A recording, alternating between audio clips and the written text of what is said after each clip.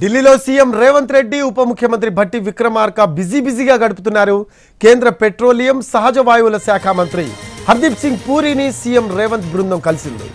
తెలంగాణలో 500 రూపాయలకే gas cylinder ఇస్తున్న విషయాన్ని కేంద్ర మంత్రి దృష్టికి తీసుకువెళ్లారు. వినియోగదారులకు ఇచ్చే రాయితీని ముందుగానే ఆయిల్ మార్కెటింగ్ కంపెనీలకు చెల్లించేలా అవకాశం ఇవ్వాలని కేంద్ర మంత్రికి విజ్ఞప్తి చేశారు. ముఖ్యమంత్రి వెంట ఉప ముఖ్యమంత్రి భట్టి విక్రమార్క, రాష్ట్ర మంత్రి ఉత్తమ్ కుమార్ రెడ్డి అధికారులు ఉన్నారు.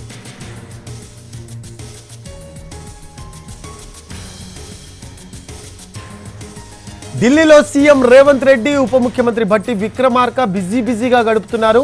కేంద్ర పెట్రోలియం సహజ వాయువుల శాఖ మంత్రి హర్దీప్ సింగ్ పూరిని సీఎం రేవంత్ బృందం కలిసింది.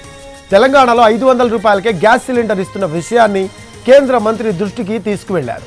వినియోగదారులకు ఇచ్చే రాయితీని ముందుగానే ఆయిల్ మార్కెటింగ్ కంపెనీలకు చెల్లించేలా అవకాశం ఇవ్వాలని కేంద్ర మంత్రికి విజ్ఞప్తి చేశారు. ముఖ్యమంత్రి వెంట ఉప ముఖ్యమంత్రి భట్టి విక్రమార్క, రాష్ట్ర మంత్రి ఉత్తమ్ కుమార్ రెడ్డి అధికారులు ఉన్నారు. అంతకుముందు కాంగ్రెస్ జాతీయ ప్రధాన కార్యదర్శి ప్రియాంక గాంధీని తెలంగాణ ముఖ్యమంత్రి రేవంత్ రెడ్డి, ఉప ముఖ్యమంత్రి భట్టి విక్రమార్క కలిశారు.